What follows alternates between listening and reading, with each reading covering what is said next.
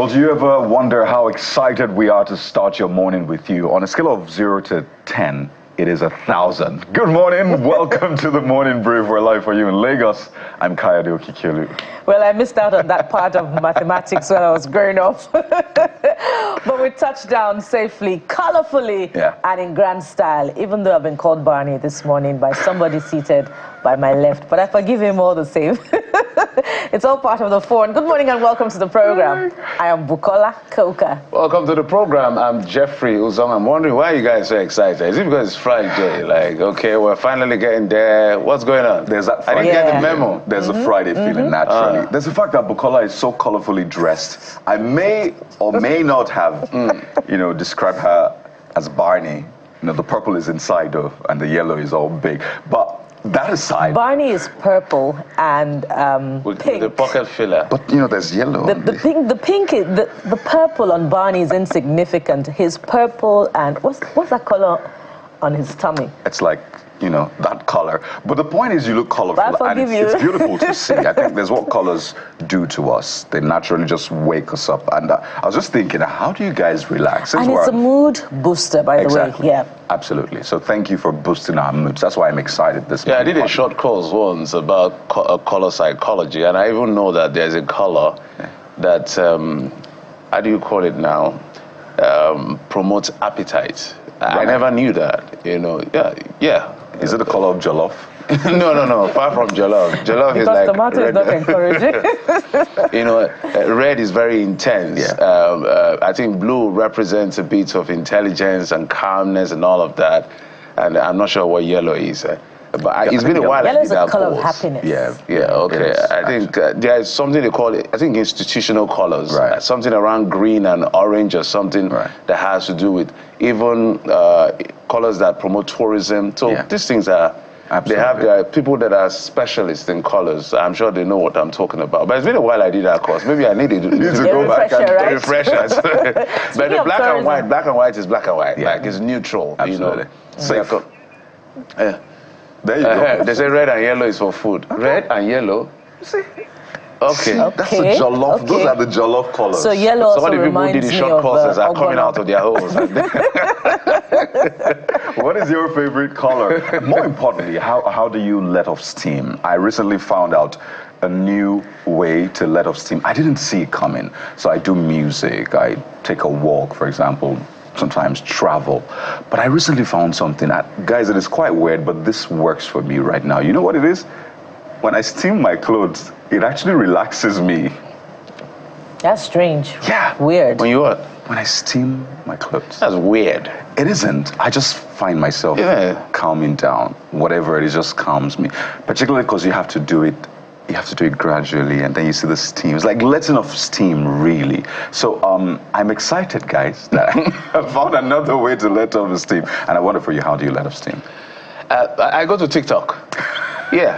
But the work we do is serious work. Yeah. So serious research, getting to know all the facts behind the issue before you come and say whatever it is you want to say. So when I go home, I get off all of that seriousness. So I go to TikTok is my first port of call, just to see how people are just goofing around, playing around, dancing, singing, children, everything. I love children. So just have fun with TikTok. Anything that TikTok has to offer that is positive, I'm for it. Yeah. So we should see you jumping on one of those challenges soon.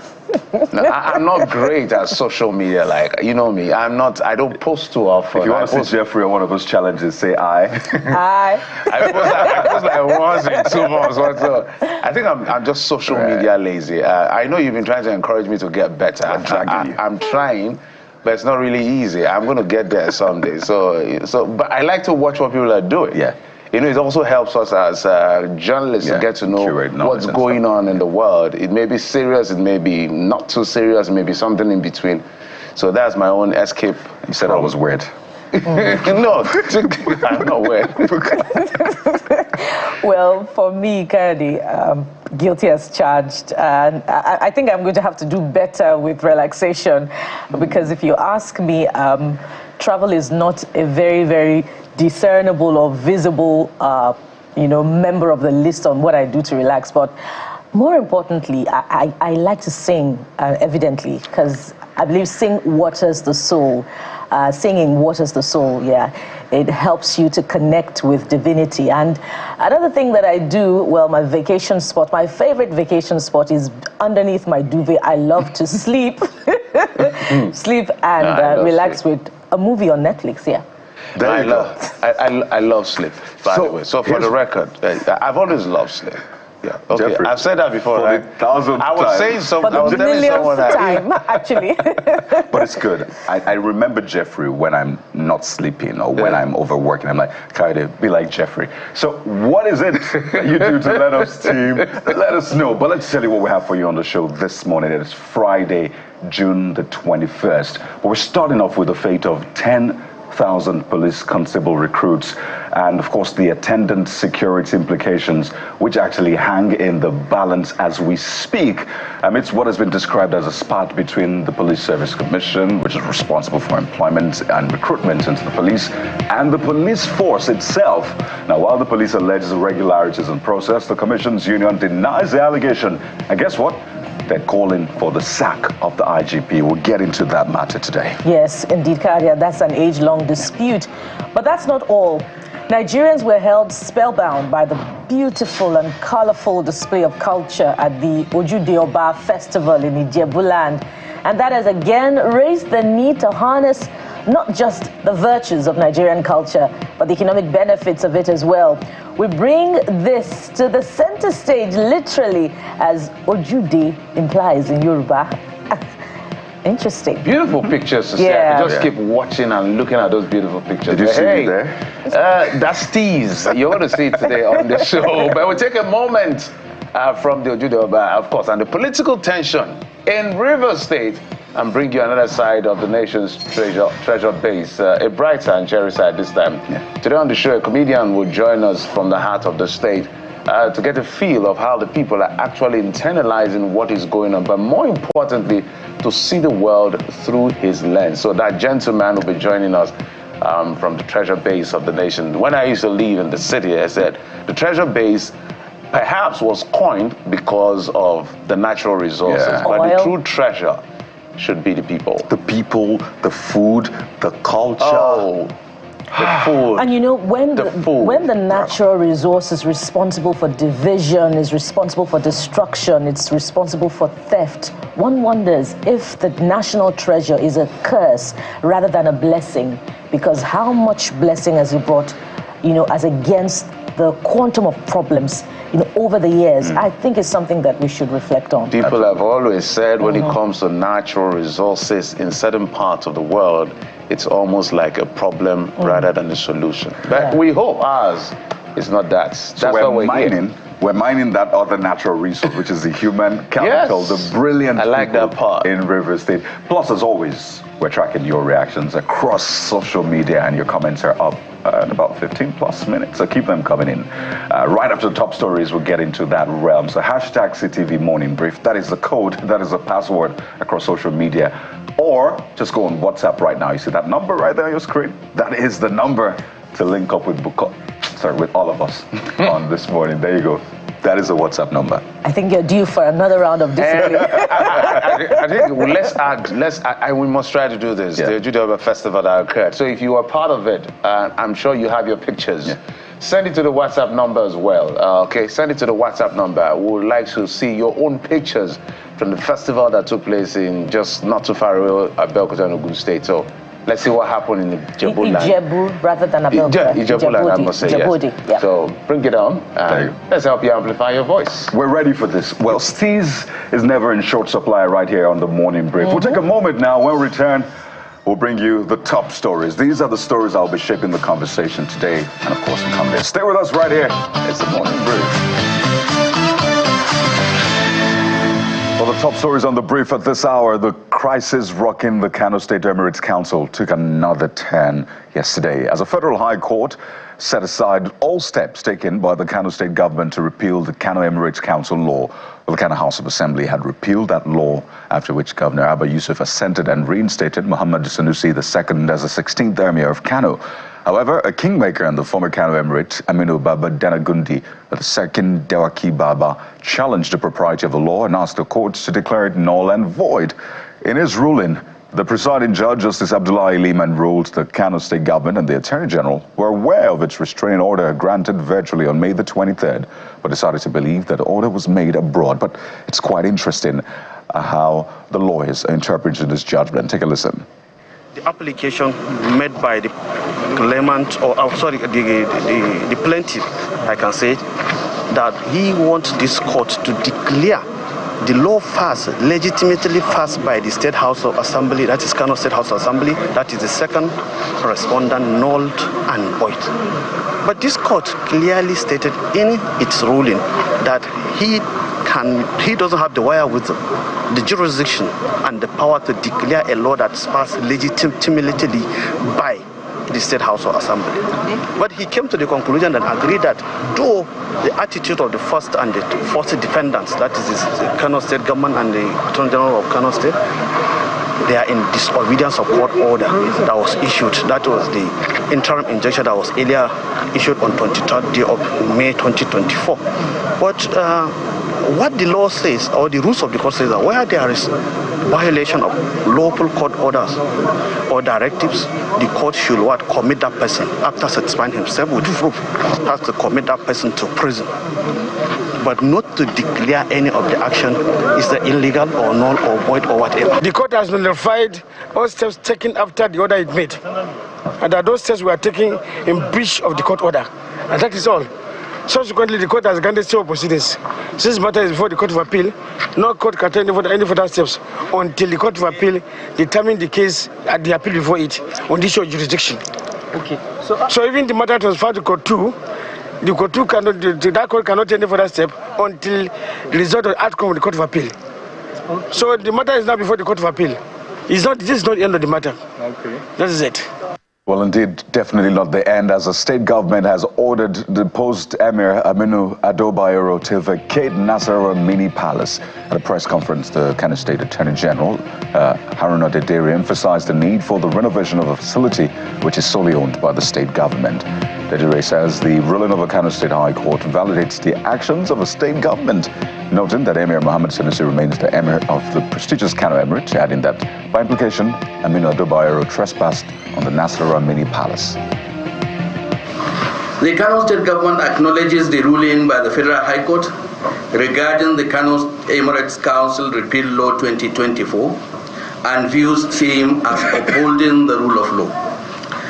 By the ruling of the court, it has unequivocally reaffirmed the validity of the law passed by the Kano State House of Assembly and assented to by His Excellency the Executive Governor of Kano State on Thursday, the 23rd of May 2024 by 5:10 p.m. This part of the judgment is fundamental to the entire matter.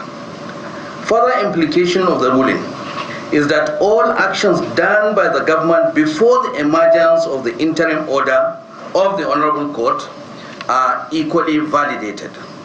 This means that the abolition of the 5 emirates created in 2019 is also validated, and the deposition of the 5 emirs is equally sustained by the Federal High Court.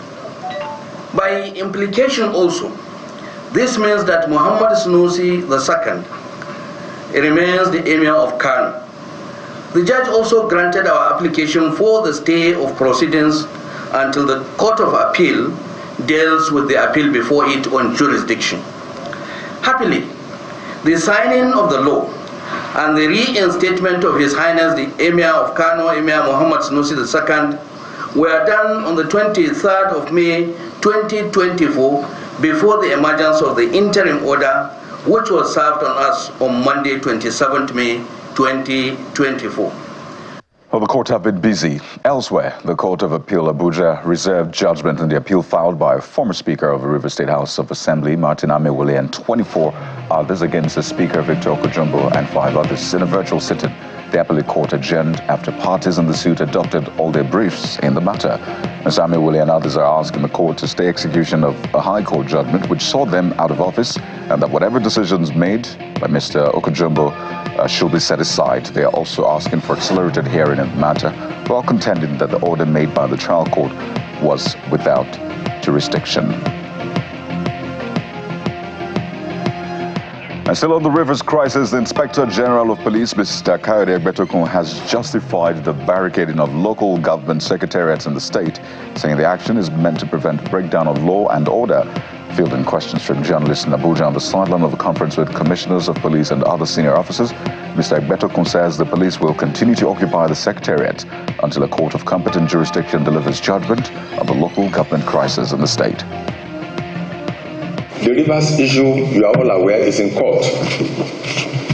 The police will wait for the outcome of the court case. Whatever the court decides is what the police is going to do. Yes, we have our men barricading the secretariat as at now. We are doing that to prevent breakdown of law and order in that state. We are all aware that in what happened 2-3 days ago, we lost a police inspector. We are sad about that. We don't want to lose more men. We don't want to lose more Nigerians. We don't want to lose more citizens of Rivers State. So we have a duty to prevent breakdown of law and order, and that's why we have our men taking over those secretariats while we await the outcome of the case in court. So immediately the court makes the pronouncement, we will vacate the secretariat. Question? Seems the political drama is not in short supply. In Kaduna State now, protesters under the auspices of Kaduna Citizens Watch for Good Governance have called on the EFCC to probe and arrest the former governor of the state, Mr. Nasir El-Rufai.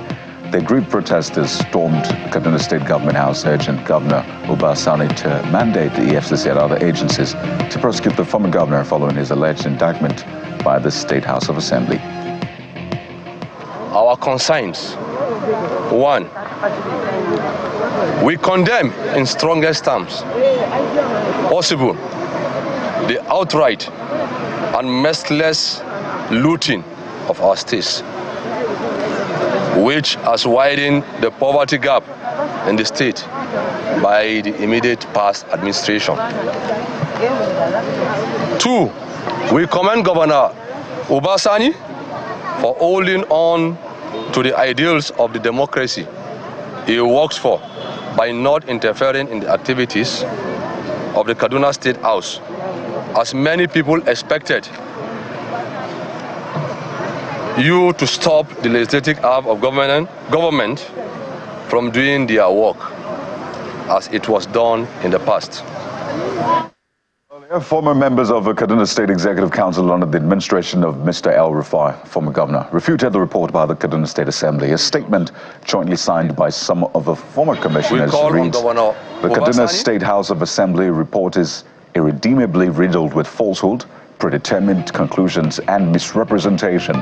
The report is bereft of rigor and accuracy and fails to demonstrate any understanding of the various matters it purported to investigate. And on to health matters, the Lagos State government has announced that the total number of deaths from cholera has risen to 21. That's from the 15 previously reported, with the total number of cases now at 401. This was disclosed by the Special Advisor on Health, Dr. Kemi Oguyemi, who revealed that following the last update on the cholera outbreak in Lagos, which reported 350 suspected cases and 15 fatalities, additional 51 cases have been discovered across Lagos, with Lagos Island, Koshofe, and Etiosa recording the highest numbers.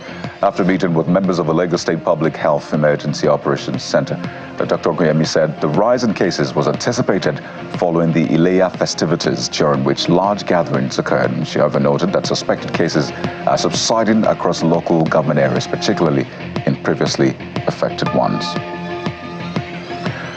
For security is up next, as the Nigerian Army has taken possession of 2 helicopters as part of efforts to combat insecurity and other insurgencies challenging the nation. Speaking at a brief ceremony in the nation's capital, the Chief of Army Staff, Lieutenant General Taurid Lagbaja, says the helicopters will be launched into operations of the Nigerian Army immediately to aid the fight against insurgency. Our journey to realizing our dream of in Nigerian Army Aviation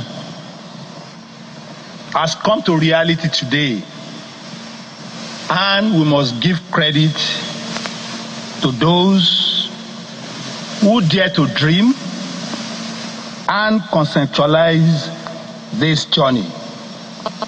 Aside from initial plans to train pilots for the Nigerian Army, which took place about 38 years ago, we even went a notch forward by procuring some platforms then. The G222 were procured for the Nigerian Army Aviation and the Airborne Corps that was to take off in 1986. And outside the country, Dutch Prime Minister Mark Rutte is set to become the next Secretary General of NATO after his only rival dropped out of the race. Romanian President Klaus Iohannis informed the military alliance he was withdrawing his bid at the end of last week, his office said yesterday. The two had been vying to replace the incumbent Jens Stoltenberg, whose term expires in October. And while Mr. Rutte is the only remaining candidate in the race, he is yet to be officially confirmed by member states. For sports news now, Spain secured their spot in the last 16 of Euro 2024 with a scintillating performance against defending champions Italy. Well, they created countless chances and were utterly dominant, but won by a narrow scoreline thanks to an own goal by Riccardo Calafiori in the second half. Meanwhile, England wasted the chance to secure their place in the Euro 2024 knockout stages as Group C winners, as were fortunate to take a draw from what has been described as a dismal display against Denmark in Frankfurt. Gareth Southgate's side will have topped Group C with a win after the earlier draw between Slovenia and Serbia, but were ultimately grateful for a point from a disorganized and what has been called a mess of a performance. Whew. And there you have it, the top stories at this hour. But what are you saying this morning? Jeffrey joins me to walk through some of those talking points. Jeffrey. Absolutely. As always, our responsibility is to amplify their voices, and that's what we're here to do. So let's find out what you've been saying. I think one of the big things they've been talking about is the issue in Rivers. It's been an ongoing issue through the week, and yesterday there was a sitting of the virtual sitting, by the way, of the appeal court, sitting in Abuja, and they have reserved judgment as far as that. I think it's a consolidated appeal. Right. There's even number of cases in that about one. 4 of them. Yeah. One that has to do with the one instituted by the Ojude Oba local government chairman challenging the amendment to the law. 2 cases that are related to that. And then there's another one, then there's one, the Ameule and others against Victor Okojombo. So all of that. But the big highlight is the one instituted by Ameule against Victor Okojombo. So court has reserved judgment in that appeal. And let's find out. And the police is also saying they'll barricade this, the secretariat. Yeah, they'll continue to barricade the local government secretariat. Yeah. The IGP has mentioned, as you heard, he said, look, to avoid any further loss of lives, they'll make sure that that continues as much as possible. So let's talk about that first of all. NA1 or Austin_NS says, police personnel, that is not enough to secure citizens, suddenly became enough to secure MTLG secretariat. Okay. That is not enough to secure citizen. Suddenly become enough to secure MTLG secretariat just because of selfish desire of one man. Does our institution work for the citizens or for a few individuals? You know, that's always been the bane of governance and resource management, knowing where to push what resources. Clearly, we've not been doing the best of that. But at this point, it's been said that it's more important to actually secure those local government areas, because you can only imagine what would happen, loss of lives and the rest. But take a look at the next one from Spencer with a lot of figures on X now. Says, then the secretariat of every local government area operating caretaker committees in the country should be shut down immediately if that is the case. So this user is basing it on the caretaker arrangement. By the way, that's not across the country. Few states have caretaker chairmen in charge. Some have maybe not properly elected local government chairmen, and that's been the challenge. There are like three ways. Exactly, you can go about The truth is that as far as Section 7, subsection 1 of the Nigerian Constitution is concerned, local government, caretaker, and any other name is an aberration to the law. Doesn't talk about that. The law gives the states a modality on how to guarantee elected officials, and some states have found a way around it. That is the job of the lawyers to do, not my job. So, okay, I think this is from, this is Jack Sweet, right? Yeah. Jack_Sharia says, what the police are doing is creating more harm than good. Why can't they secure our farmland to boost our food production and insecure environment? Valid questions there, but Victor COG has this one to say, no crime to fight. It's to barricade the LG Secretariat. This user obviously is not happy with that barricading. But you wonder, so what would be the option? Allow free for all? But there you have that, what the user says. And I'll just leave it there for Jack. So perhaps the police is tempering or looking at the issue of people being killed. Yeah. Because the governor has given the mandate to say, okay, based on the 2018 law, go do your job. Yeah. In fact, I said you can operate from anywhere. So let's see how it plays out. When it comes to Rivers State, it's not as straight as you think it is, because I can remember like 4 cases from Okogbole, Basam to Wale to all of these cases. Yeah. There's a lot of issues. So you need to understand all the laws. Now, the Federal High Court has declared the dethronement of the 15th Emir of Kano, Aminu Ado Bayero illegal. Yeah. But this is what you're responding as far as this is concerned. Dupe Jimon says, I thought the FSC, that's the Federal High Court Justice, said he's looking into human rights violation and not chieftaincy affairs. Last, this judgment can't stand judicial review. Sanusi Lamidi Sanusi is the constitutionally enthroned Emir of Kano.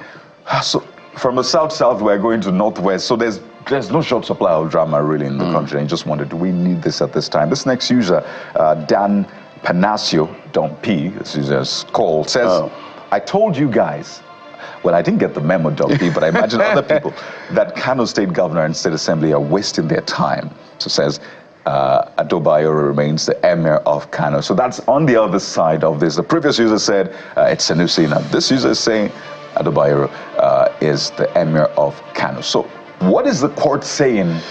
That is two interpretations, yes, even from the legal practice. The truth is that I think we should be careful on commenting on this.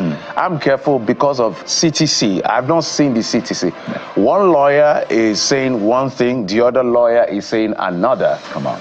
And it's a big issue at the end of the day. Did the court really say maintain status quo? Did the court really nullify the process that brought in Emir Sanusi? Yeah. When we see the CTC, we'll be able to make that interpretation, because the two lawyers are saying two different things at the end of the day. Oh boy. Yeah, so that's that with that. But also we understand that Ondo State also had its fair share of, well, I say reversal, because we understand that the court has declared that 33 Ondo LCDs created by late former Governor Akeredolu is illegal. So that has also caused a lot of debate online and offline. But this one from the NBS, talking about petrol price rising over 200% to 717 naira per litre, got a lot of people talking, particularly, Jeffrey, when you realize that because last year, May-ish, people were paying just over 200 naira for petrol. Yeah. So, and there you go. So this user says that's Olabisi law. The idea of removing fuel subsidies is really hitting hard on people. The rationale behind it has been defeated, though analysts supported the policy. Oh boy, so those are the things we've been looking at. So candid advice from the experience we've had, until you see the CTC, don't say nothing. But this one, at least you are experiencing it. You are your CTC. You're your own CTC. Okay, so. By the way, CTC means a certified true copy. That's why we know what the judge calls enforceable decision of court. There you go. And that's what we'll run with, not necessarily what the legal counsel are saying, because sometimes we get confused about these things. But due respect to all the legal professionals, by the way. So you know what we'll do? What we're running with this morning is a big talking point. I will go on a break now. When we return, we'll start off with that controversial police recruitment. It's been called a spat between the Police Service Commission and the police. Of course, it will have an effect on security. So that's where we're starting off. Stay with us right here on the morning break.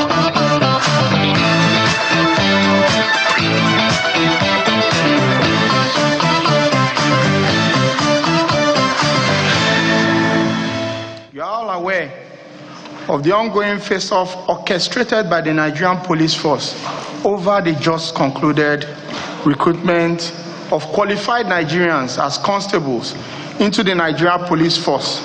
So we call on the President and Commander-in-Chief of the Federal Republic of Nigeria, Bola Ahmed Tinubu, to immediately relieve the IGP Kayode Gbetokun of his appointment as IGP for the following reasons.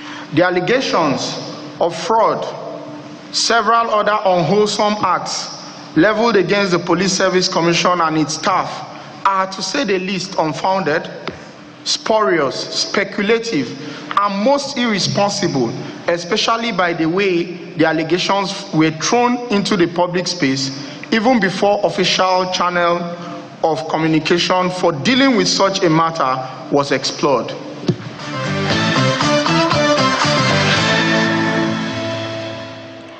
Welcome back to the program, and you just heard that very important soundbite. You know, it goes without saying, the policing institution is a very important one in any democratic dispensation, as it is that organization that helps to maintain civil rule. But time and again, particularly in the last decade plus, there's been an age-long rivalry between the Police Service Commission and the police force over whose duty it is to supervise or regulate the recruitment of officers into the force. This time around, it seems something similar is emerging, with concerns raised by the Inspector General of Police over what he terms irregularities in the recruitment of constables into the force, a recruitment done by the Nigeria Police Service Commission. Now, joining us for insights and an understanding into what's playing out right now, we have Comrade Remi Ogundeji, the Chairman, Nigeria Civil Service Union, Police Service Commission Unit. Good morning and welcome, Comrade, to the program. Good morning. Thanks for having me. Thank you so much. Comrade Ogundeji, by the way, joins us from our Abuja studio. I'm going to start by, for the sake of those who do not know, that this goes way beyond 2024. So I'm going to start by asking you to provide an insight into the age-long rivalry during which the PSC and the police force locks horns over whose duty it is to supervise and recruit constables into the force. And perhaps while doing that, you could also help us understand what really informs this disagreement between the two institutions that really should work cooperatively. Okay, thank you so much. Going down the memory lane, the rivalry between the Police Service Commission and the Nigerian Police Force, which actually is a statutory body that is supposed to, that is charged with the responsibility of appointing qualified Nigerians into the Nigerian Police Force. And we have always been working together, but sometimes in 2019, when we started recruitment of constables, Nigerians, qualified Nigerians as constables into Nigerian Police Force, towards the end of the exercise, Nigerian Police Force hijacked it towards the end of it, and before you knew it, they released the list of successful candidates as against what was actually been done by the Police Service Commission in conjunction with them. So let me give you a background of how we normally do this recruitment exercise. Of course, the recruitment exercise started by the approval of Mr. President to employ qualified Nigerians into Nigerian Police Force. Then it follows by the advert that is released by Police Service Commission. After the advert, we started with the screening of the applicants, shortlisted applicants. So while we are on the screening, there are two aspects of the screening. That is the physical screening and document screening. Police is in charge of doing the physical screening, while Police Service Commission is usually in charge of the documents. And afterwards, we go on to the exams.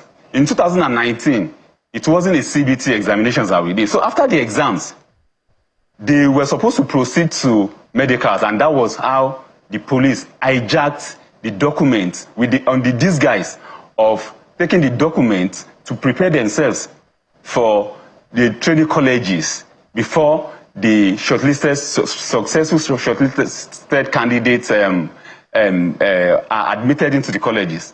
But before you knew it, they hijacked the process and they continued from that point till the end of the exercise. And that goes on till 2020 and 2021. So we had to go to court in that 2019.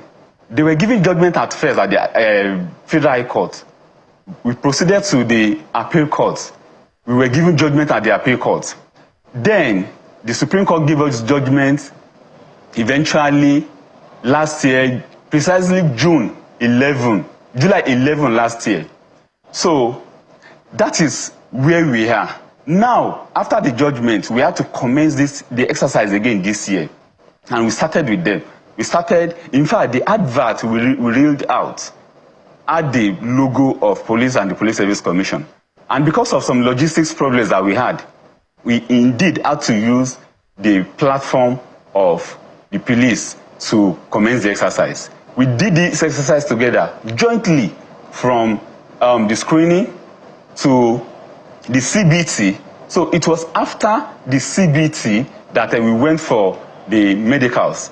So after the medicals, we got wind of the fact that the police was trying to smuggle more than 1,000 names into the list of successful candidates. Meanwhile, we now had to release the list of successful candidates via a cloud platform that is foolproof and cannot be easily hacked by hackers. So it was after we did that that the police now came out to say that we smuggled names of candidates who did not even apply, and Nigerians who did not even apply for the exercise at all. They started by calling us unprinted names. So we took exception to this, and we had to did a rejoinder via a press release, because it was a press release that was released by the first PRO, that is Miwa Adejobi, that we had to reply to. So after we replied to the press release, they came up with all sort of campaign of calumny against the process. So that is where we are. All right, Comrade Ogundeji, let's put a few things in perspective, so that for the records and for the interest of the public, whose responsibility is the recruitment of police officers? For the records. There is no doubt about the fact that it is the responsibility of Police Service Commission to recruit qualified Nigerians into the Nigerian police force. This is established in the statutory constitution of the Federal Republic of Nigeria. Precisely, paragraph 29. Paragraph 29, chapter 1. Paragraph 29, pardon me, please. Paragraph 29, third schedule of the Federal Constitution of the Constitution of Federal Republic of Nigeria. It is established there that it is the function of the Police Service Commission to recruit qualified Nigerians into the Nigerian police force. My apologies. I just wanted you to establish that, to ask the follow-up question to say, who has a final call? I know you mentioned the fact that we're aware of this thing, but I needed you to say it with your mouth. Who has a final call when it comes to the recruitment process? Because you say you did it together, and the police suspected some things and raised alarm, and all of these things we're now trying to manage and deal with. So who has the final call? Is it a collaborative call or PSC's call to now say, look at the people we finally recruited. You go and train them, or you do it together. Of course, PSC has the final call, but the Police Service Commission has been magnanimous enough to include them in the recruitment process, because eventually they will be the one to train the qualified Nigerians that will recruit into the Nigerian police force. So, Police Service Commission has the final call, and that is established. All right. So let's speak to some of the allegations. I may want you to take them. Establishment Act of Police Service Commission of 2001. Okay. My apologies. I didn't know you were still talking. So let's deal with some of the allegations. They raised 4 allegations. They said names that were not even people that didn't apply were found on the list. Then some people that failed CBT were also found on the list. They said there are people that made it to the final stage of the exercise but were medically unfit, were found on the list. And also allegations of financial dealings and corrupt practices. They say you recruited unqualified. The words are unqualified and untrainable. Maybe you speak to all of these allegations. Well, these are spurious allegations. They are very untrue. We started this exercise together early this year. They were in charge of the screening aspect, the physical screening aspect, while we took charge of the document aspect. After the screening exercise, we went further to the CBT. After CBT, the results were released by JAMB. And you know that JAMB is one of the, if not the most respected agency in Nigeria that set exams, that set CBT exams. So after the CBT exams, as if Dr. Solomon Arasi, that was recently unceremoniously removed by Mr. President, knew what was going to happen. He compiled the list of those who sat for the exams and those who passed in a compendium, gave one to the IGP and retained the other. So how is it possible that the same Police Service Commission will now impute the names of unqualified candidates into the list of successful candidates? How is it possible that when we have a compendium of those who actually wrote and passed the exams, we will now impute those ones who did not write and pass the exams? Meanwhile, they have not, those who even went for medicals have not entered into the training schools. How did the management of the police got wind of the fact that those who did not even went for medicals are those that are shortlisted as a successful candidates? All these allegations are spurious and fallacious, and they have no basis whatsoever. Right. And that money exchange ants. Right. You see, there is this Yoruba adage that the meaning is this: somebody who would convert an inheritance that doesn't belong to him will tell all sorts of baseless stories, and that is what the IGP has done. So who then imputed names that were not, names that had not gone through the process? Because it looks like you are now accusing the police of imputing names. Is that correct? Yes, it's an authority. We got wind of this information from a very credible and reliable source that they are going to impute. In fact, they had already impute 1,000 names of those who neither applied nor sat for exams of the medicals into the list of successful candidates. All right. So obviously, we have two sides now. Someone is not telling the truth, or is not telling the full picture, not giving us the full picture.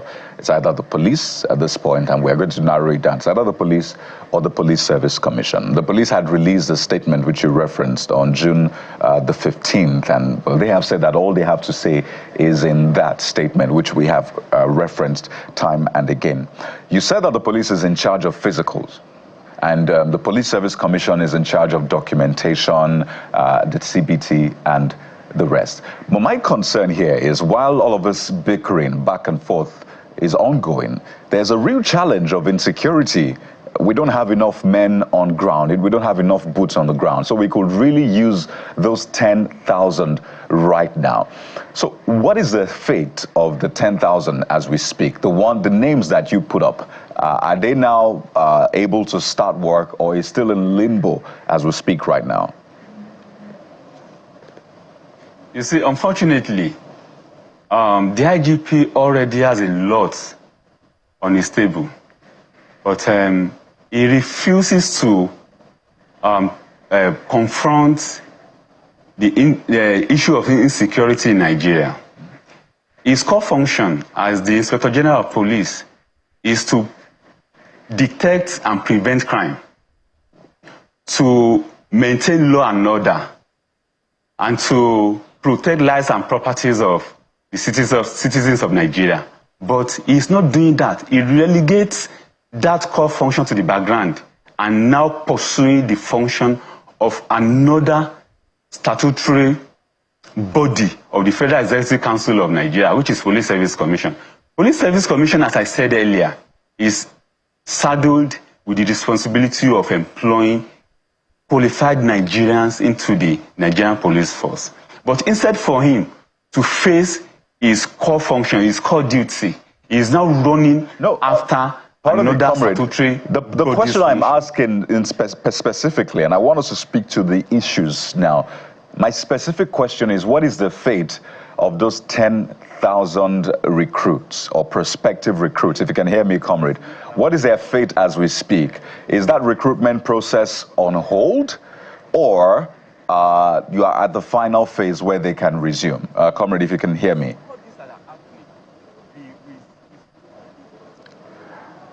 Well, comrade, I'm trying to put a question across to you. If you can hear me, just 1 second. Let me put that question across again. Can you hear me now?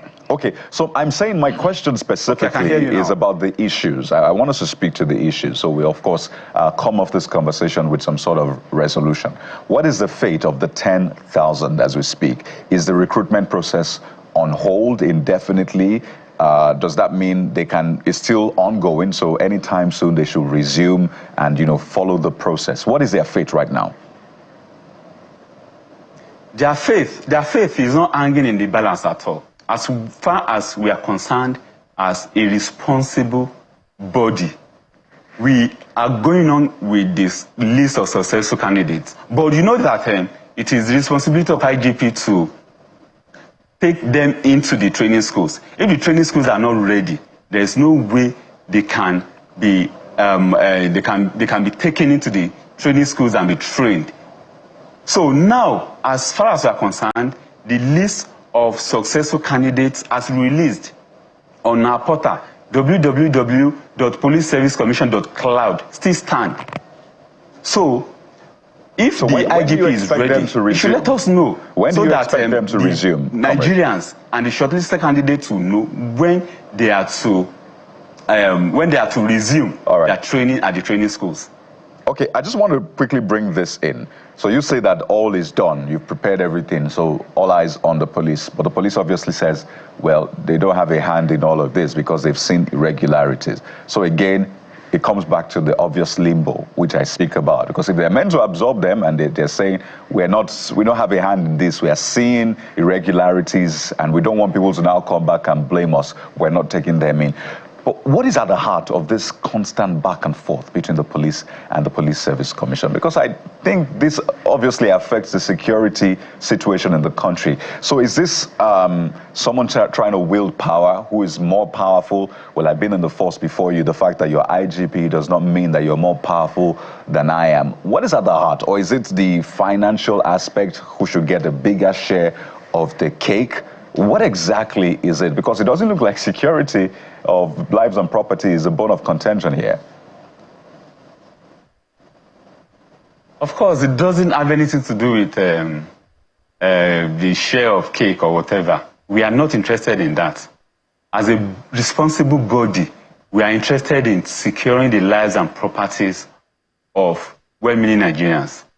And see, it is quite unfortunate that all these are playing out. We have had IGs that we worked with, if not until 2019, when IGP Adamu hijacked the process towards the end of it. We have been having a seamless recruitment process without any problem. But as far as we are concerned, it doesn't have anything to do with supremacy issue. What the IGP is all out to do is to usurp the powers that doesn't belong to him. And for you to know, it is very clear that what they are all out to do is to oppress the minorities in Nigeria. Let me give you a case in study.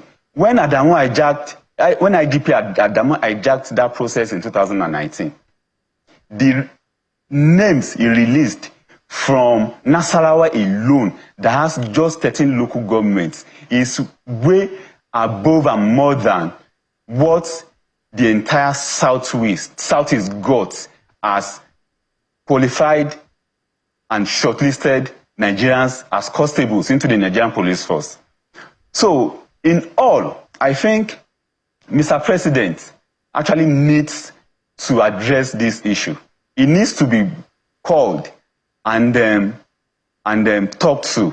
Because how on earth would you be running after, would you be pursuing a mandate that doesn't belong to you, if not because you have ulterior motives? The matter now, because some of the commentary at that time was that the powers that be wanted to dominate recruitment of the force to the extent that the predominant members of the force would be from the north.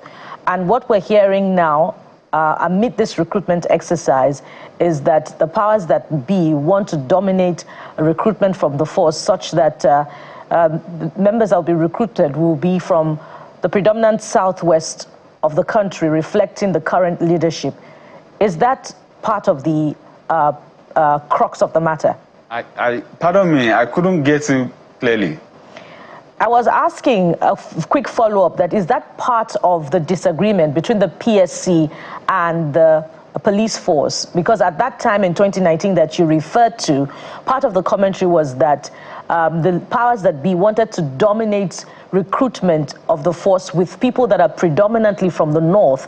And that is what is playing out right now with allegations that the current leadership wants to dominate recruitment of the force with people predominantly from the southwest. Is that it? Well, it's almost looking like it. But as far as we are concerned, all what we are out to do is to maintain equality by recruiting 10 Nigerians, qualified Nigerians, in each of the 774 local governments into the Nigerian police force. But as we speak, I said it earlier that the IGP, Mr. Kano Emirates, has tried to smuggle more than 1,000 names into the list of successful candidates. So your guess is as good as mine. If he's going to do that, definitely he is possibly going to do that from his own ethnic extraction. All right. Just to quickly add that we also invited a representative of the police force such that we'll have a balanced conversation, and we hope that in the coming days they would oblige the invitation and present their own side of the story. Another quick follow-up to this. You said earlier that the former chairman of the PSC, Solomon Arasa, was removed unceremoniously. I'd like you to provide further insight to that, why you think he was removed unceremoniously, and if there are other issues, behind all of this disagreement that we do not know of. Specifically, does it have anything to do with does his removal rather have anything to do with reports about investigations into his leadership that came up with allegations of illegal sale of land belonging to the Police Service Commission? I'd like you to speak to that. Well, you say you call a dog a bad name to hang it.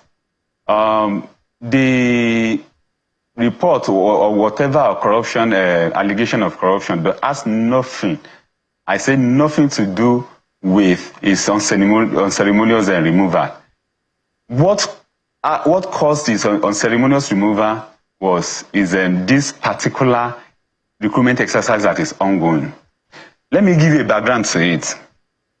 On the 4th of June this year, 2024, Police Service Commission released the list of successful candidates as constables to the Nigerian Police Force.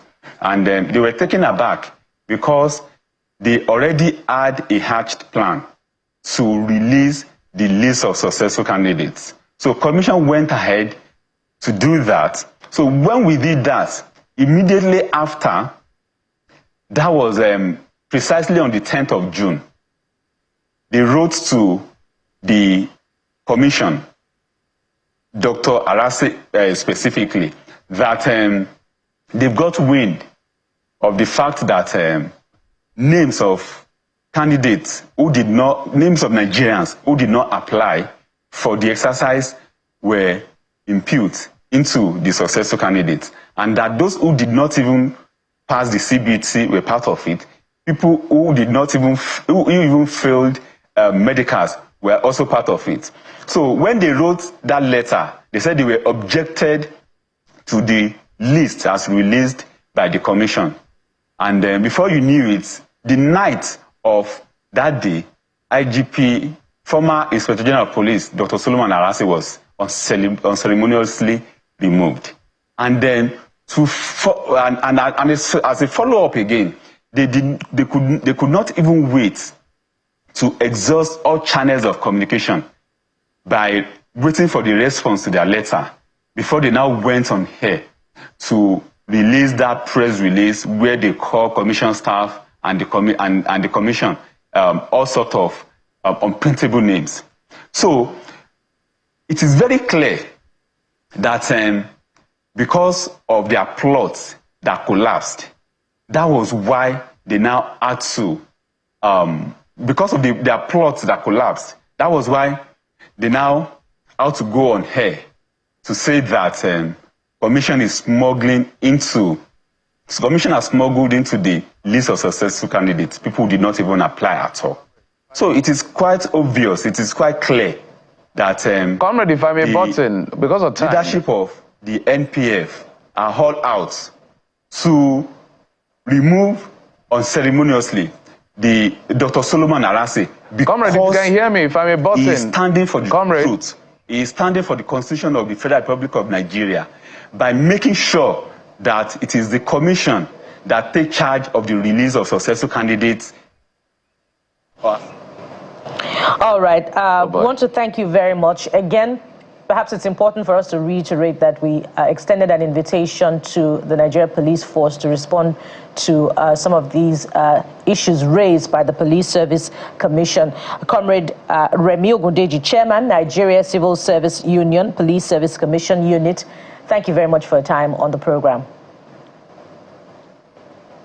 Thank you so much for giving us the opportunity. Indeed, up next on the program now, we'll bring you the colors, the history, the evolution of that very beautiful and colorful festival from Ogun State, Nigeria, Ijebu-Ode to be precise. Let's have that conversation and see how we can better sell Nigeria to the world. Stay with us, we'll be right back.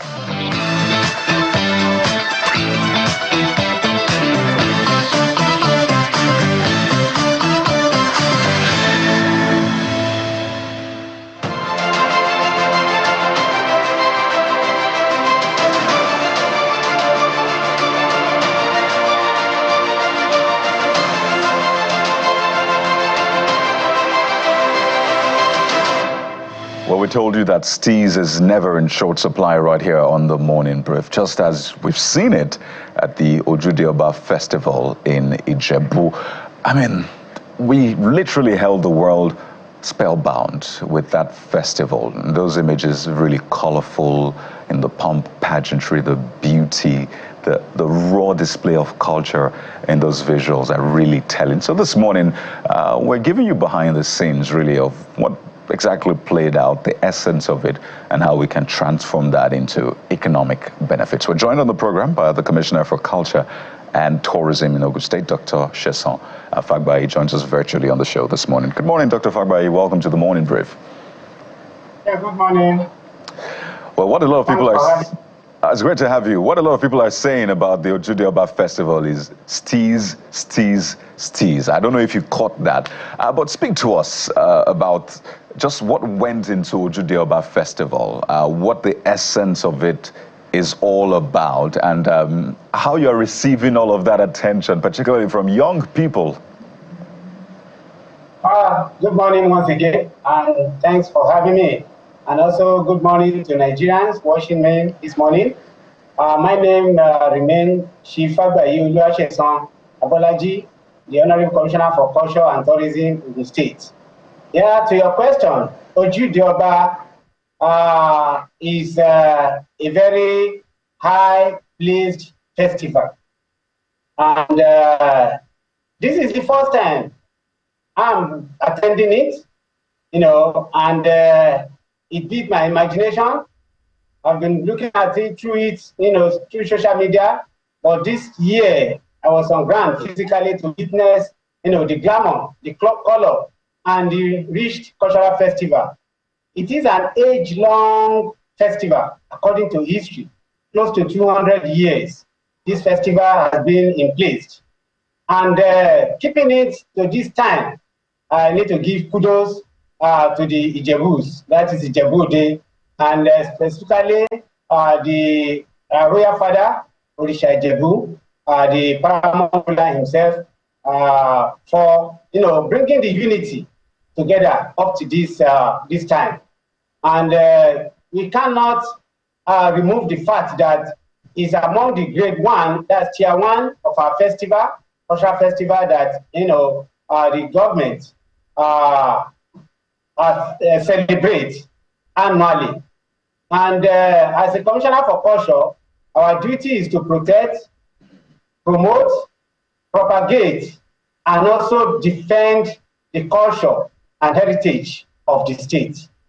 And we are also the custodian of the policies that guide this, guide our operation as a Ministry of Culture and Tourism in Ogun State. And I want to give kudos also to the Governor, His Excellency Prince Abiodun, CON, who made it possible for us to be there, and himself throughout the program. And he is a loving governor. He loves his people, he loves the state, and he loves the culture of the state dearly. And I can tell you, so Commissioner, passionate about it. I can tell you that people also love what they saw at the Ojude Oba festival. I understand that it's sponsored and supported by the Awujale, the people of Ijebu, the individuals and corporate organizations in Nigeria. But the government, of course, provides enabling environment, and that's what people have always asked for. Provide the basics. Let us have the roads, for example, for people to get there. Let us have, the infrastructure. And people will naturally thrive. But we're trying to link this to the economic benefit. So I'd like you to speak to us for the Ojude Oba festival, this days-long festival. Just how much has it contributed to the economy of Ogun State? Did you have a target, a projection, and did you surpass it by your own calculations? Like I said, what I witnessed this year, has given me an insight of what this kind of festival can bring, to the benefit or the covers of the government. And right from the extras to the venue, every portion get to, people were displaying wares to sell. And every single hotel in Ijebu, there wasn't any space a day before. And looking back, if all the hotels in Ijebu were fully booked, the eateries were fully occupied, people who serve by the roadside have people in front of them waiting to buy. And by the time we accumulate all this together and people pay their tax to the government, covers definitely the revenue for this month that this festival was held, will be different from what we previously had or what we are expecting, coming up. And because everywhere was fully jam-packed, people trekked from the express miles away, before they get to the venue. And people were selling roadside sellers, shop sellers, eateries, and name it. And I was impressed, with what I have seen, or with what I saw that day. All right, Honorable Commissioner. So I'm wondering whether just to piggyback on the question Kayode asked, is there like a metrics for measuring the success of Ojude Oba as far as this is concerned? You mentioned a couple of things, but when the event is organized, I'm sure the organizers have something on their mind. What do they look at or look back at to say, these are the things that we can use to say we really did a great work and this was a great outing? Well, I wasn't on ground to witness the 2023, but I'm on ground this time around to witness 2024. And I believe with what we had, this is more better and perfect organization than the one of 2023. We as government, we are not really into the committee that organized the program. But after the whole exercise, we will also attend their meeting, their review meeting, which has not been slated now. It is at that point that we'll be able to know how have we done this year, what is the percentage of success this year compared to 2023, so that we can leverage on that to do better, in 2020, come 2025. So, Honorable Commissioner, perhaps we'll have more time to explore the economic potential of the festival, but let's do a quick touch on history.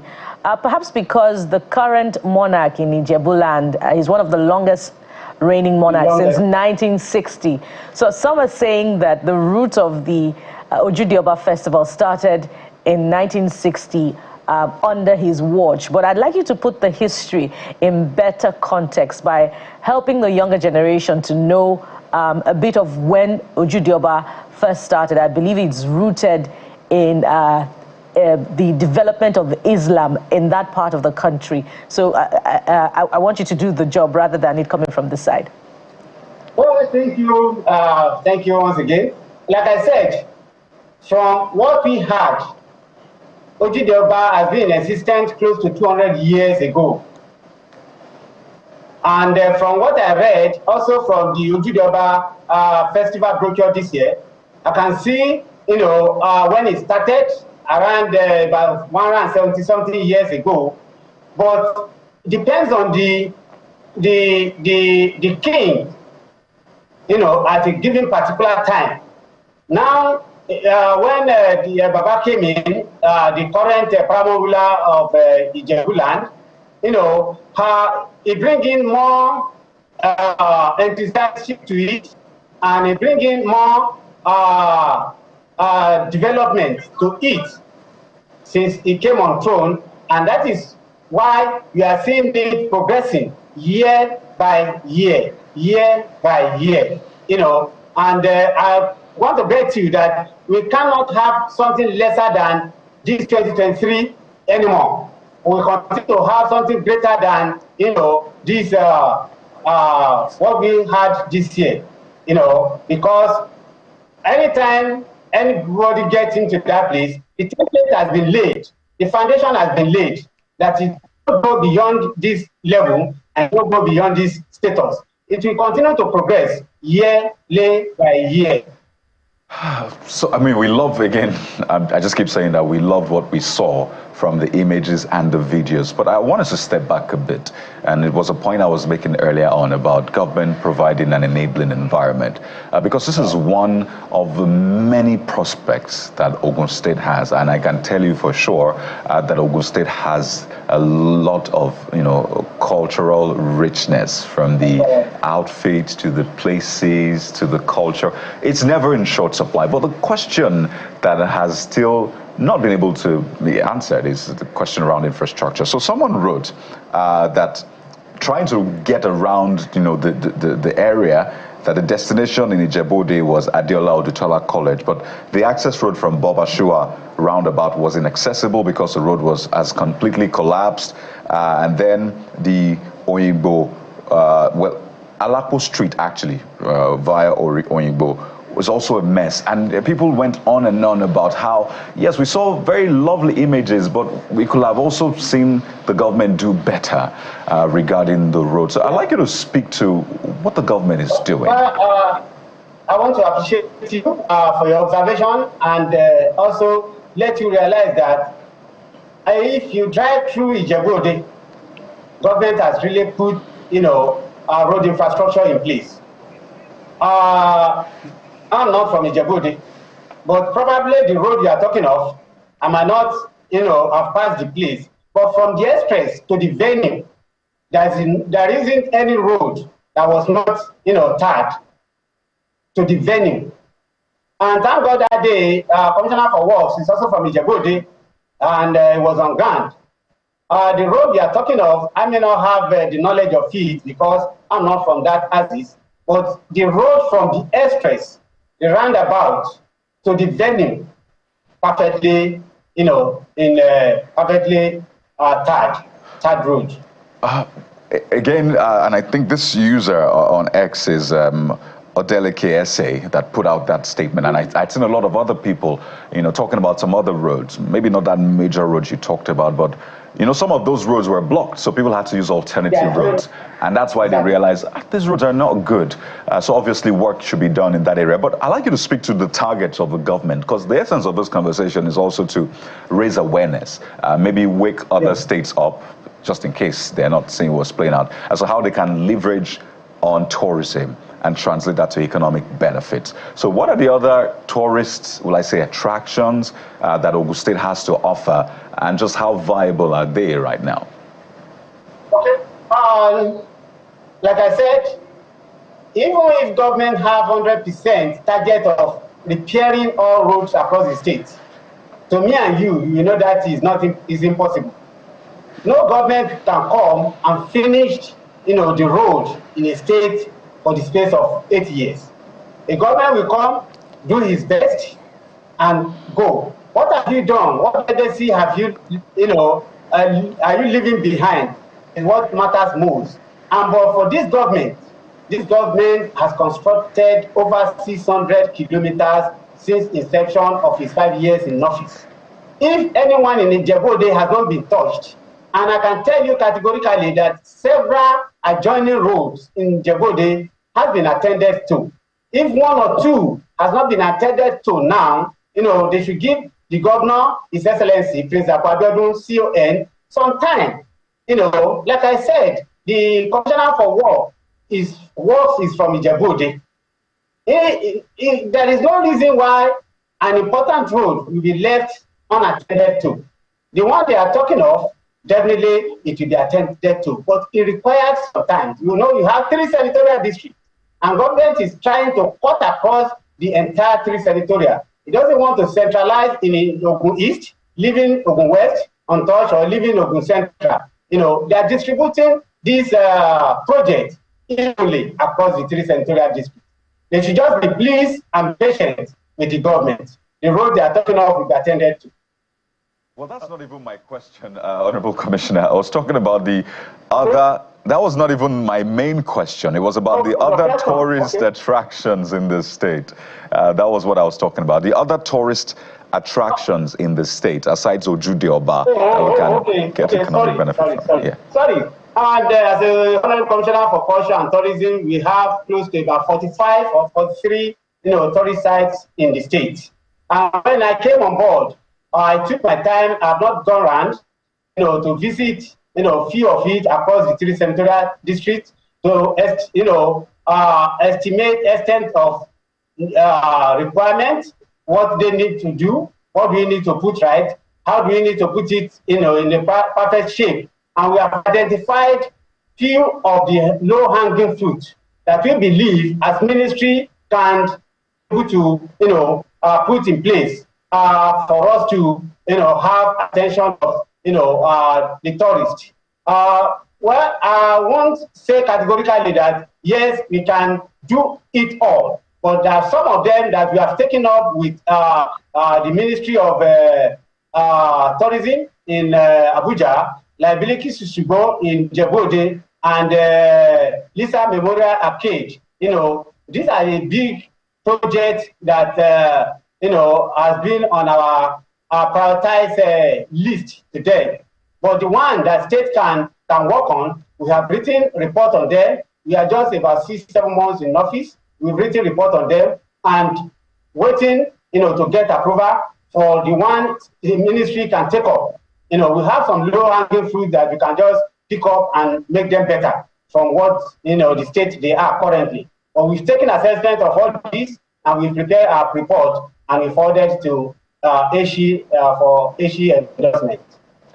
Honorable Commissioner, maybe 2 questions. Let me start with the first one. Beyond the colors and the beautiful display of colors as we saw, how much of unity has this festival brought to the people of Djibouti and the state by extension, which I believe is one of the core success factors that should be considered? Well, if there is anything to compare the unity of, I would say unity is 100%, cordial. Because if there is no unity, it will be difficult for us to have 89 regberegbes. These are the clubs, the societies, coming together to display, their attires. And also the horse rides is about 25 horse rides. The unity is incomparable. They are united because every of their sons and daughters in diaspora, they will come home for this, purpose. And that is what they do every year. And for Governor, and the former Governor, Olusegun Oshaba, was also there, and former Governor Gbengadane was also there. You know that this is an event that unites all of us together. People from Ogun West came, from Ogun Central came. This is the festival that unites every one of us together. And we have each of this festival, this kind of festival in other senatorials, like Orona Day in Yewa, and also Lishabi Day at Alake Palace. And these are the festivals that unite the citizens of Ogun State together. And you can see it in their display that the unity is there, the oneness is there, togetherness is there. Jeffrey's question is instructive, and I was hoping that you would speak to it earlier, particularly because we know that the festival itself is rooted in the development of Islam in that part of the world where those who converted to Islam came to pay homage to the Awujale to thank him for allowing them to practice their religion. So I believe, and I want you to speak to it, that it has gone beyond that now and is now a festival that brings together everyone in Ogun State beyond those practicing Islam. And of course, we see all of the pomp and pageantry and the amount of effort that perhaps goes into the planning of the festival. So I'd like you to speak to that. The costume, the horses. Help us understand what goes into the planning of the festival. Well, on that note, I want to thank, because we have 3 major groups that came together in terms of sponsoring the event. First and foremost, the government, the state government, private sector organizations, and the community itself. That is Djibouti. And we have likes of Glow, FCMB, Biggie, Nigerian Brewery, Andron Home, Honeywell. These are, the organizations that come together to assist in having a successful hosting of these events. And also the state government, also because you can see the governor himself within the people, we participated heavily in making sure that this event was successful. And coming back to the community themselves, they put so much effort in making sure that, yes, they see that this event was successfully, hosted. And aside that, we have to give it to Ijebu people because they were really united in having this event hosted yearly by year, and it is also very, very highly successful. Right. As we begin to coast home now, by the way, there's been so much conversation. We're probably going to give you a bill at the end of this, but speak to us about how people have said, I think you've said it as well, Ijebu people are rich, not just in culture, but in the pocket as well. I mean, they don't have the finance in short supply. And people have said, so maybe we can also find another way to maybe get them to contribute that to, investing in the state beyond what it is right now. There's been a lot of investment, absolutely. But is that another conversation you are having? Because there's that there's that stereotype out there that Ijebu people do not give money easily. But is there a conversation happening that, maybe we can bring this money into the state, invest, do other things aside Ojude Oba, on a lighter note, that is? Yeah, like I said earlier, that we have about 43 tourist sites in Ogun State. And believe you me, government cannot do it all. We are in talk with some of them. We are in talk with some of the high personalities in Ogun State, to come up and take up some of these sites through PPP. Because government is so passionate about having a public-private partnership, handling some of our sites. Because if I tell you that government is going to take up the 43, I'm always sitting here, deceiving myself. The government will take up those ones they believe they can take up. And while we are working with unit of PPP in finance department, ministry, to getting people showing interest, indicating interest on whatever they can take off from us on these tourist sites. We are in talk with them. We are making contact with high personalities of Ogun State citizens abroad. There you go. Well, no shades, no pun intended for Ijebu people. But I would like to thank you so much, Commissioner for Culture and Tourism, Ogun State, Dr. Sheson Fagbayi. We appreciate you, and we look forward to the next Ojude Oba Festival. Who knows? Maybe you can see Jeff with the cap on the horse, with the outfit. That would be beautiful. Oh, absolutely. We look forward to it. Oh, yeah. Now, all right. Thank you so much, Honorable Commissioner. I wish you the very best. Thank you very much. I know you're having me. Right. I know you're imagining Jeffrey with the cap, with the agbada, the ashoke on the horse. It will fit you. Yeah, right? It will fit me pretty well. I look forward to I got married in Edo State, so I had to dress like an Ishan man. I felt very royal, even though I'm not from Even royal. though we'll be looking for Jeffrey in the agbada. No, it's lovely. I have good shoulders, by the way. To carry the agbada. Fantastic so shoulders. Watch out for Jeffrey. Next Ojude Oba Festival. Bukola as well as myself. On my horse, by the way. We'll take a break now. And when we return, I will turn our attention to softer side. Really, it's been a very long week. You have to give Nigerians some credit. So let's tone it down. And someone joins us from River State. We're not talking about Rivers politics. Well, not fully, not frontally. Another side. But stay with us. It's the Morning Brief.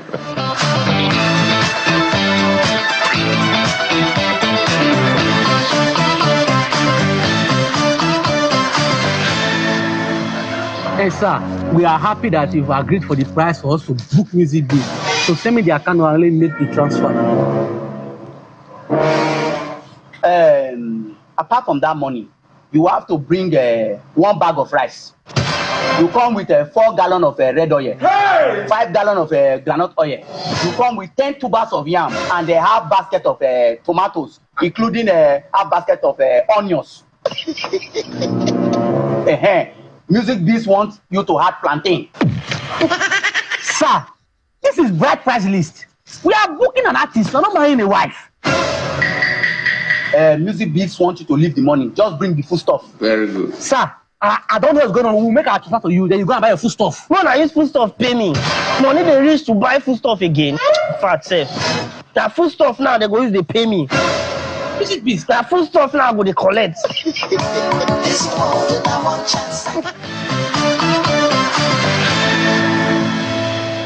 Yes, we've been joined by that man you saw on your screen, one of them. So we'll break it down for you. He's a stand-up comedian, MC, content creator, Mr. Bartholomew Itoto. And of course, his name is Madiba. He joins us via Zoom. Mr. Madiba, thank you so much for coming on the program. Thank you so much. I'm happy to be here. God bless you. I'm almost tempted on a lighter note that you don't look like your craft. You look like you just came from Ijebode, from the... with the blessings of the Awujale on this one. But thank you again for coming on the program. Maybe let's begin from where you are and from what we saw. Why did you put up that content? I'm sure you're trying to, reflect something about the state of the nation. Yeah, most of my content happens to do with the reality of the exact time we're living in. So as at that point in time, the hike in food prices was just something else. So we just had to do something around it. And even it's like saying even musicians are now using food stuff to take money for booking, to take funds for booking. So it's like we're working with the times. So walk us through your growing up era. I'm sure you grew up in the city of Port Harcourt, right? No. I grew up. I actually traveled a lot while growing up. I was born in Kaduna State. I was born in Kaduna. Okay. I grew up partly in the east, Imo State, and also in Benin City, which I happen to be. I'm an Edo man, so I grew up mainly in Benin City. Like the better part of my years is in Benin City, so I traveled a lot. I'm from a very large family, so we tend to stay with different family members in different cities and states. Okay, maybe I thought you grew up in the city of PH, but just tell us about your growing up generally, which is where I was going to, because one of the things we try to do is to capture people's journey before they became what they have become today and are being celebrated. Okay, my growing up, let me say it's fun. It's more of learning. Like I said earlier, I just kept on moving from one place to another. So I learned from so many cultures, so many people, so many individuals from different zones, with different mindset, different mentality. In fact, for me to have my own mantra, like to have my own mindset and ideas that I live by, it's just a collection of so many ideas from so many places. I schooled in Command Secondary School, Kaduna. That was when I started. That was where I started my primary school. From there, attended the prestigious University of Benin. And growing up for me was more of just trying to become better, because I was orphaned at a very early age. Around 20 years ago, I lost my both parents the same year. So I just had to be traveling to get to stay with somebody that can take care of me at any point in life. So that journey actually molded me to have so much knowledge of so many things. And if you watch my craft very well, you know I have a little bit of idea about a whole lot of things. Interesting, Madiba of comedy. And that's another interesting name as well. I believe it comes with a lot of wisdom combined with your with your craft. If you remember the man who was tagged Madiba in his lifetime. But tell us about, how you're able to draw humor from your environment. I imagine that, there's a lot of tension and unease in River State currently, with what's happening at the government house between political godfathers. How are you still able, to draw humor from that environment? And by the way, how is it affecting the entertainment craft in that environment as well? Humor cannot really be affected by happenings of such nature, because it is from happenings that we get humor. It is from relatable events that we get things, because comedy is life. Comedy is something that can be done with every knowledge you have. Like, you can do comedy with basically everything. Like, everything you know can be transformed into comedy. The happenings in any city, the happenings around you, it can all be transformed into comedy. Like, even if somebody should die, if you should lose somebody, as sad as that may seem, you can get something funny out of it. It's called dark comedy. It's just how you think, like how much light you can make out of such events, and as comedians, we tend to look at things from the brighter side. Like, we just tend to look at things differently so that we can get something to say about that will benefit our job and make people happy. That is our job. So let us try this out. We've seen all the drama playing out in River State. It's even turned violent. But you say that with comedy, you can draw content out of anything. So seeing the political crisis from the state assembly to the local government to the state governor, people loyal to the former governor and all of that, what comedy material can come out or has come out of that for you? For that, due to the nature and the tension around it, so at the particular moment, as content creators and comedians, we tend to just be calm about it. Maybe after, let's see how it goes, then we'll have something to say. But for now, I feel I should just keep my creativity on the low and gather more information before I say anything on that. Well, Bartholomew, don't tell me you just folded. Did you fold? I'm not folding. I'm saying I should come out stronger. You're maintaining your steez. Come out stronger. You're trying to maintain your steez on this one. I'm maintaining my steez so that I'll come out stronger on this issue. And it speaks to just how, politics, governance can affect a lot of things, really. But talk to us about the high point of your career so far. What has been the highest point for you and the lowest point? Because I know for comedians, stand-up particularly, you drop a joke and everywhere is quiet like a graveyard. You're wondering, this is the point where you people laugh. That happens. Yeah. But there's also the high points when you're like, I'm on top of the world. I love this job. So can you quickly tell us about both? Okay. You see, it happens to everybody. It happens to everybody. You have the low points and high points, and when you say a joke, some jokes are directed to just a few people in the audience, so you might not get that high ovation that you want, that kind of laughter that you want. So, but I tend to understand that every joke has its audience. So even if there's a few people that laugh to that particular joke, I'm okay with it. But when I'm doing a joke for everybody, I have to get their. I'm happy to get the reactions of everybody, but everybody has faced a certain audience that might be challenging to them. But my own is that I've hardly had this challenging audience because I always prepare for my audience. I've not really had a bad day on stage. I might have a low point of stage, but not a bad day, because I always go in prepared, because this is basically the only job I do. So before I confront an audience, before I entertain them, I get ready, I gather my materials, and I make sure I'm performing for that particular audience to lift them up.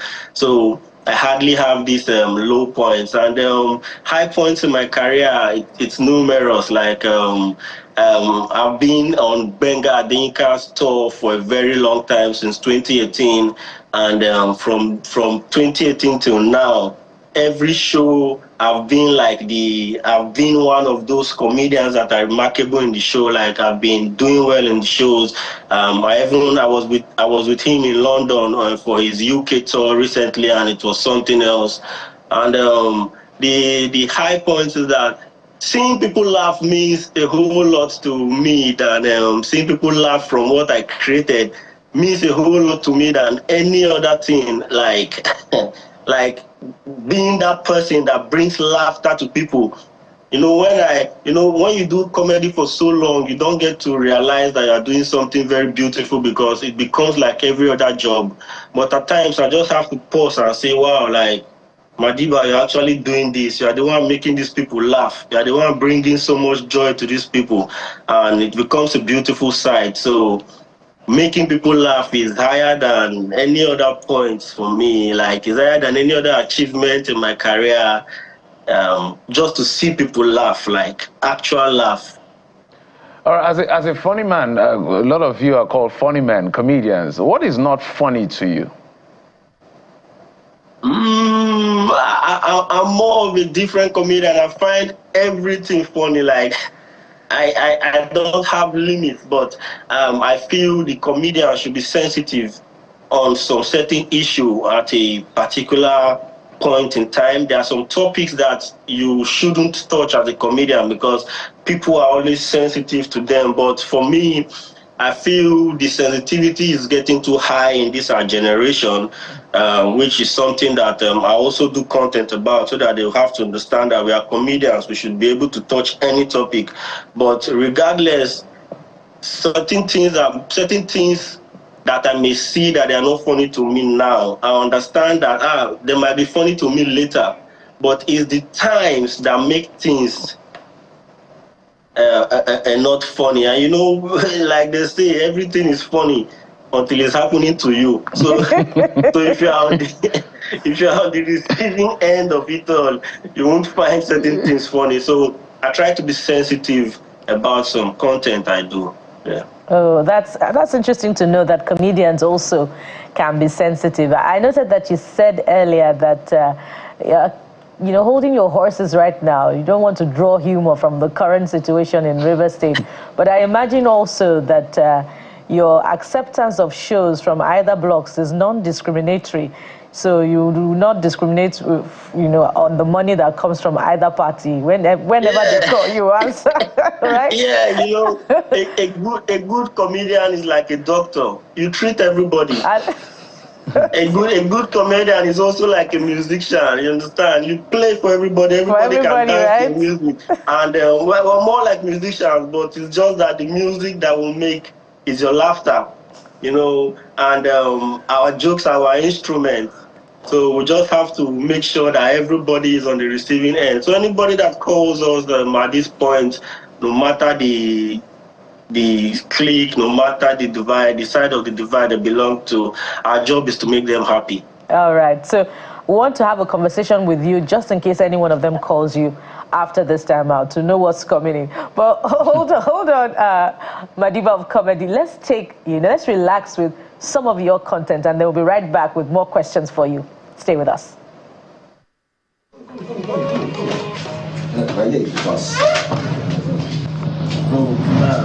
I say now here you go pass. That place where you want pass too far for you. No vex, boss. May I just pass there and beg? Hey, road though.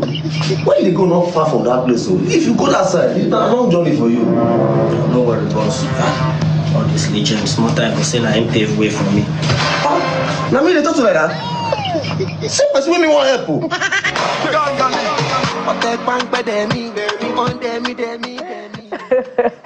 Madiba of Comedy for you there. Interesting. So I noted you said earlier that, you know, Yinka Adeynka is one of your inspiration, and I've also read that you also draw inspiration from comedians like Bovi. Talk to us about how, you know, these OGs have shaped your career, and, you know, how you're managing that issue about blocks in the industry. You know, how you get ahead without necessarily declaring loyalty. I hope you catch my drift. Yeah, I get you perfectly. You know, we respect these legends. I'll call them legends because they actually are. We respect them a lot because they made comedy an industry in Nigeria. Comedy is heading to a place where we can now call it that an industry in Nigeria, and these guys, they made it happen. And when they were the early comedians, so when they started doing their thing, we didn't really see comedy as a job. I believe so many years ago when I was younger, if I should tell my parent that I want to be a comedian, when every other person is trying to say I want to be a doctor, a lawyer, if I should say that, if I should say I want to be a comedian, I believe they will not even listen to me. They will just feel maybe it's a childish talk or something. But now comedy is so big, and these guys made us to understand that you can actually make your talent into your profession. Understand? Turn your passion into your profession. And so I respect all of them. Regardless of the blogs. And these guys have actually made somebody like me to take this thing serious. And a few of them still take out time to make sure we understand where we're going to direct us, to inspire us, to talk to us one-on-one. And loyalty in every business is very important. There are some things in life that you would not know, and you will never know. You can't even get to see them online. If somebody that has not experienced it talks to you, if somebody that has not experienced it, like, pass it on to you, and there are some connections that you can't even get without recommendation. Some jobs you can't get without recommendation. So it's very okay. It's very good. It's something that I found that is honorable to be loyal to a block. But why you do that? If you find out that there's enmity around, I feel a businessman or a smart man should not inherit enemies. Right. So it's something that you can play around easily with respecting everybody, and learning from them. Right. You get to climb on their shoulders of sorts. So someone paved the way for you. Forget the skits you did. Someone paved the way. A lot of people paved the way for me, but not like directly, because I'm more of a product of the internet. Right. But it's people that made me believe I could do skit on the internet. Oh, okay. Understand? So it's people that have done it well. It's people that made me believe I could do well on stand up, watching them. So they paved the way for me. Okay, Yeah. Some people said they didn't pave, they just pointed me. Some said, okay, they graded the way, but I now paved it. And that's fine. But you know what? Let's now talk about the business of it, because it's quite important. It's your business as well. And we see comedians in other climes. Nigerian comedy industry, I mean, in Africa, is doing quite well. But, you know, when you look at how it works in other climes, you're like, we have the potential to be even way bigger than this. So if this will be one of our parting shots as we begin to wind down, what is that thing you want the audience, Nigerian audience, to know when it comes to developing this industry even way beyond what it is right now? I know comedians frown at people asking for a free show or free ticket. I know even comedians themselves don't want to be called for a free show, saying this is my bread and butter. You paid for venue, you paid for other things, but you don't want to pay comedians. So what are those challenges that you face? And you want people to know that if we can fix this, then we'll have a much bigger industry that will provide jobs, add to our GDP, and be as big as what it should be.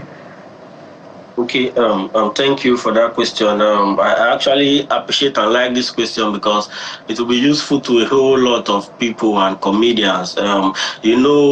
Firstly, comedy in Nigeria, let me say stand-up comedy in Nigeria is young, understand? It's around, let me say, 40 years old. I'm not even sure it's up to 40. But let's not forget, it's an original American genre. Like, it started in America, like, professionally, way back. I know there are traces of stand-up comedy in other cities, but in America, it became heavy, like it became something heavy, and now it's an industry. So in Nigeria, comedians put in a lot. We put in a lot. Like, this year, I've done roughly 2 shows, and I have 2 more to go. I'm doing Abuja, October 26th. Then I'm doing Asaba, December 20th. And these shows, we use our resources to do these shows. We use our money to do these shows. If you compare us with the comedian in America, those guys, when they want to do a show, no matter how small they are, they don't do everything. They are just the comedian performing. They have brands that organize the show. They have brands that organize the event planners that organize the show of the day. They have promoters to promote the show itself. The brand organizing the show will get sponsors and every other thing. So the job of that comedian is firstly to be popular so that his show will be easy to sell out, and also to be funny on the day of the show. That's the job of that comedian. Now, a comedian in Nigeria, a stand-up comedian in Nigeria, we do basically everything.